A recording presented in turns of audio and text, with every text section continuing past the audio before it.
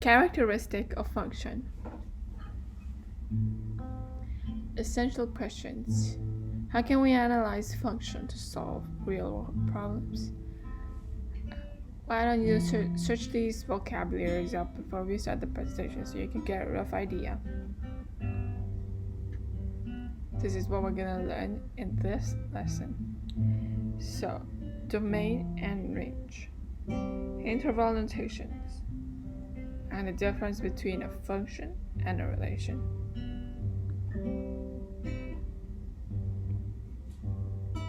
So, I would recommend you to before I start, get a flashcard or get a piece of paper to take notes, because I'm sure you already forgot like half of the information. Definition. A relation is a set of ordered pairs. So we're finding the definition of a relation. We need to break it down slowly so we can understand each of the words. What is a set? Set is a collection of numbers, symbols. It's just like set is these curly brackets. It's basically saying there's a bunch of numbers, symbols, blah blah inside here. And it's a collection of them. That's a set. Ordered pair. It's when there's a x and y value. The first set is the x value, and the second set is the y value. Together they make a pair, so that's why it's called the ordered pair. So this one is an ordered pair, and this curly bracket is a set. So together they make a relation.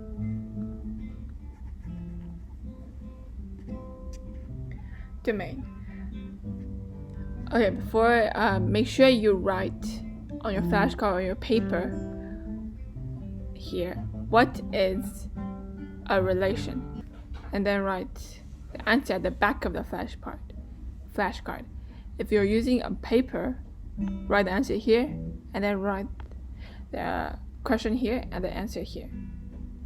Why am I doing this? Well, because when you're close to the exam, you can just take out your flashcard or your papers and you can like flip over them and you can like quiz yourself. That's active learning. If you just like take notes and you don't ask yourself any questions, you're not learning that well, because you won't be revising. You'll just be reading over notes, and that's not effective. With the paper, basically you're taking another piece of paper and you will cover up the questions and you will quiz yourself. Do this for all of the rest of the video. You'll do well. Domain. The value of the first component of the ordered pair. The x values. These are all the x values. Why don't we try to find the domain of this set, this relation. So we find the x value 0, x 1, and then repeat it again. Then you write 4. 0, 1, 4. Exactly as this one said. The value of the second component of the ordered pair, which is the y values. So you have -2. Start with the smallest number and then build it up to -1, 0, 1, 2.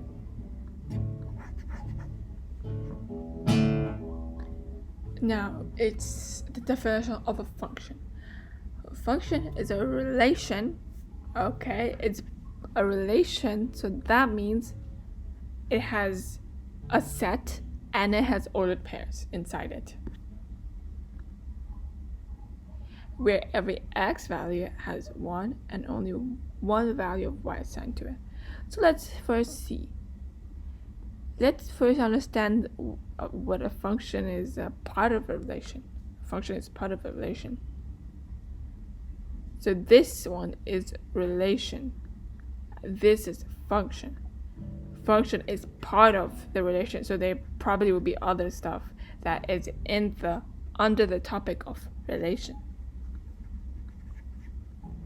Where every x value has 1 and only one value. So that means the x values, these x values cannot be repeated. This is a relation, but this one is not a function, because look, this and this x value is repeated. So that's not good. That doesn't work. But if the y value is repeated, it's okay, as long as the x value is not repeated. You want to know why the x value cannot be repeated? Well, in a function, if something is a function, you put a line through it, the horizontal line test, you will see that there's only one intersection in those lines. That's a function, since that means that it only has, let's say this is 3, that means it only has one x values. But if we extend it a little bit, and there's more than one intersection, that means 2 of these values both acquire the x. This is actually y. Sorry, I wrote it bad. That means both of these values have 3 in their x position, x value.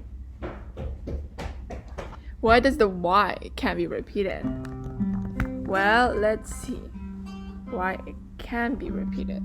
Let's see why the y can be repeated.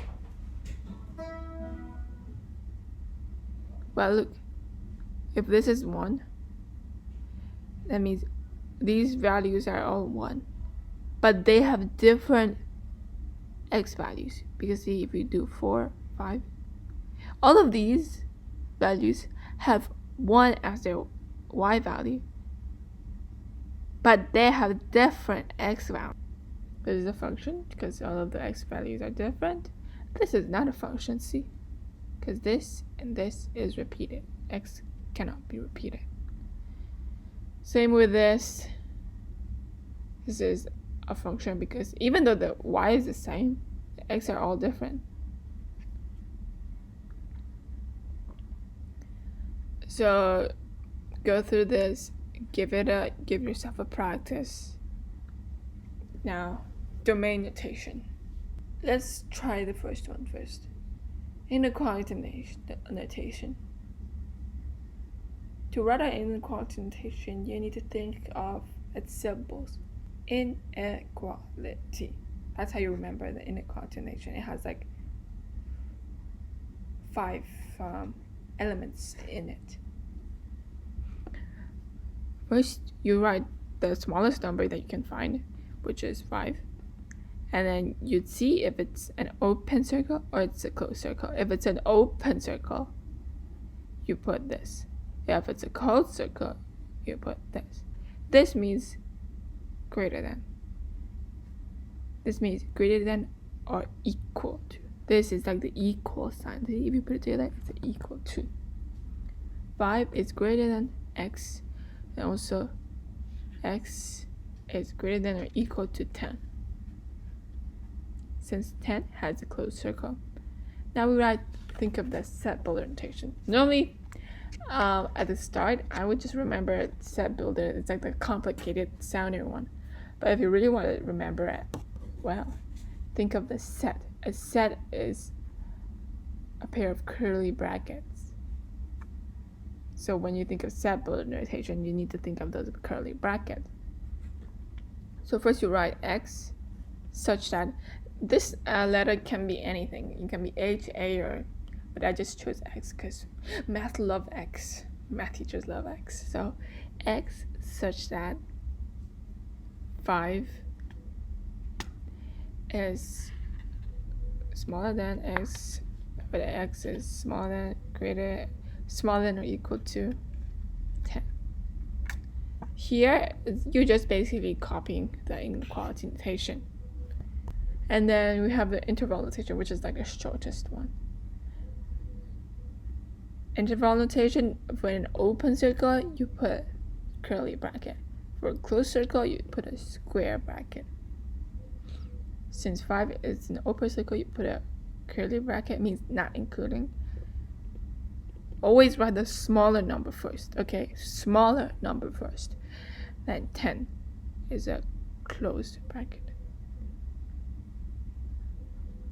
Let's go through another example. So you have this infinity symbol, this like arrow thingy. So this arrow means infinity. So you're just gonna go on and on and on. It's not gonna stop. One way you can write it is negative infinity, since this is eventually gonna go into negative infinity, and then you put this greater than symbol. I don't know, I forgot what it's called. And then you put X, and you put another this symbol, 10. For infinity, you never use the equal to symbol because you cannot contain it. Infinity goes forever. Then you have X. This one is greater than because it's an open circle. An open circle use this. And then you put the curly bracket for set building notation, X such that, and you plug in the inequality notation, and then the interval notation is like this. Well, interval notation, you use this round bracket because you cannot contain infinity as usual, so you use this round bracket and 10 since not included. Another way you can write it, which is the shorter way, is you can just write small X is less than 10. Anything that's 10 less than 10 is part of X. This is just like way shorter. You can just write this. This is a better way to write it. Then the set builder notation, X such that, and you plug in the inequality notation. And then another tricky one that many people may struggle with is this one, inequality notation. So using, oh my gosh, it's like infinity and infinity. This is basically going to negative infinity and going to positive infinity. So it's like all the numbers basically. So for inequality notation, you can just write all real numbers. Set builder notation, you can just write this R symbol. It means all real number, as it says there. And for interval notation, you can write this.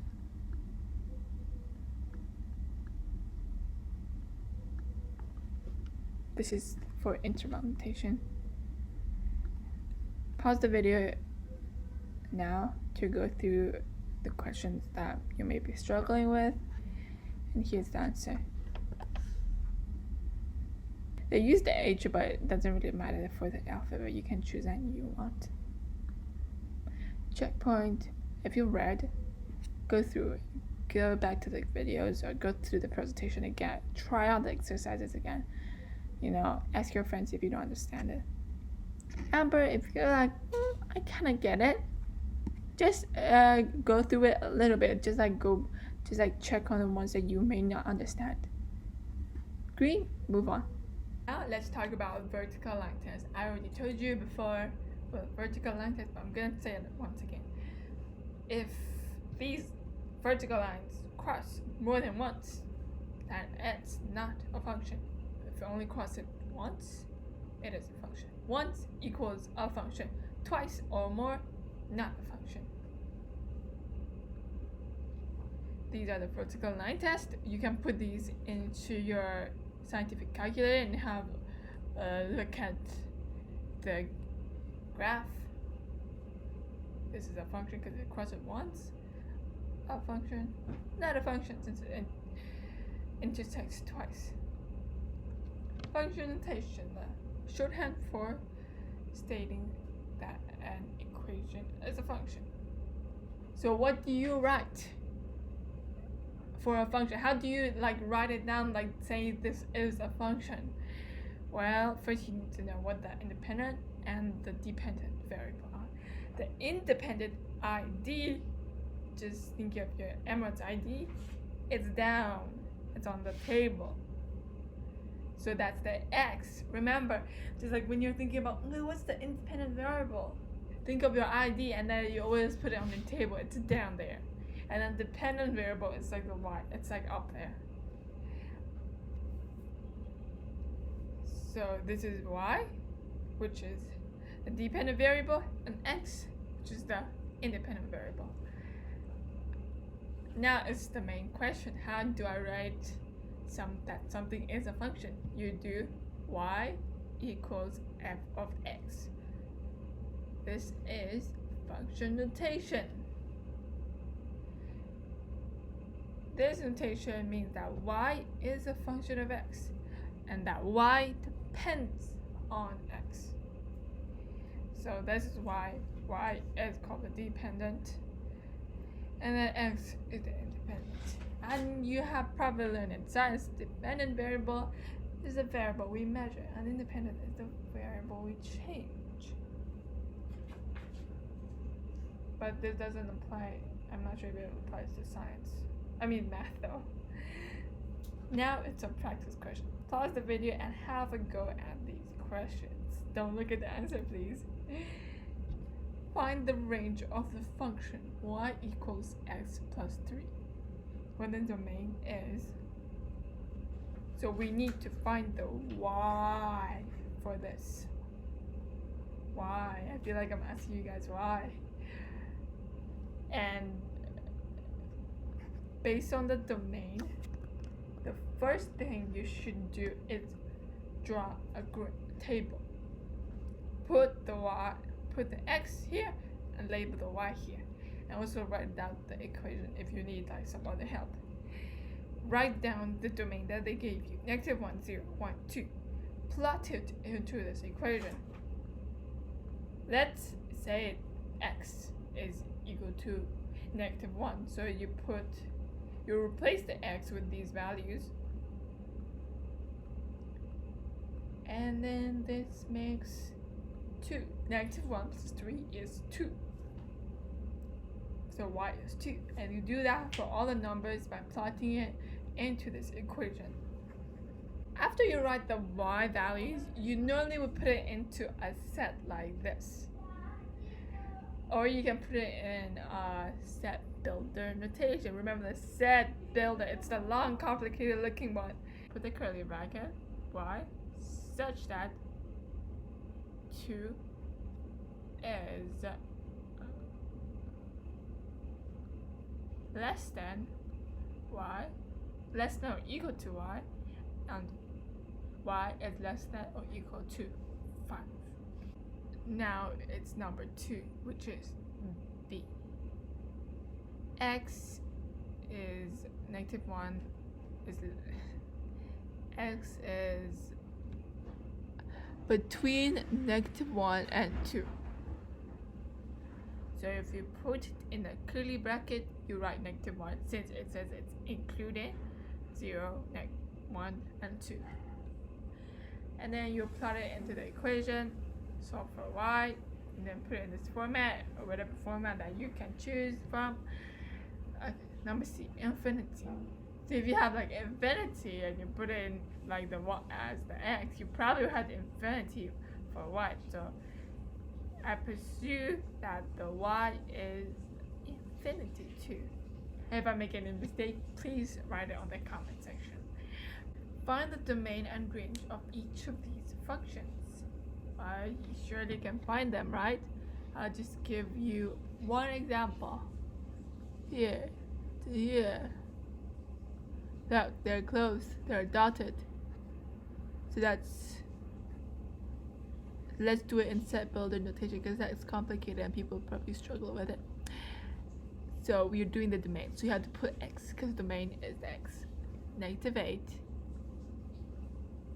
less than or equal to, because it's dotted, it's encoding. You have to put it. And you put x is less than or equal to 6. And then close your curly bracket. And then for the y, you do y such that -4 is less than or equal to x and less than or equal to 3. Yep, that's the domain and that's the range for number B. And I'm sure you can work out the rest since you guys are probably very hard. very witty and know how to do math. And behavior of function. What's end behavior? So when you want to find the end behavior of a function, go to the end of the x-axis, go up, and that's the end behavior. And then you also do it on the left side, remember? It's the behavior of the x-axis and the trend of the x-axis if we put it in simple terms. Let's try working out the end behavior. This is the graph of y equals g of x. What is the end behavior of g?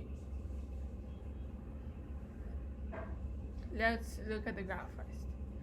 This side x is getting to positive. This side x is going negative. This side y is going positive. This is going negative. This is just to like make sure you like fully understand how the graph works. As x goes to positive infinity, y goes to negative infinity. Because this is approaching as if you go here like this, like this, like this, like this. It's going to the positive side. Look, it's going there. But then the y is just keep going down this negative hill that it doesn't really want to. I'm not sure if it wants to though. And it's probably like very feeling sad. As x goes to negative infinity now, since it's going like this, like this, like this, it's going this way, it's going negative. Y is going to positive infinity. This is the end behavior of g.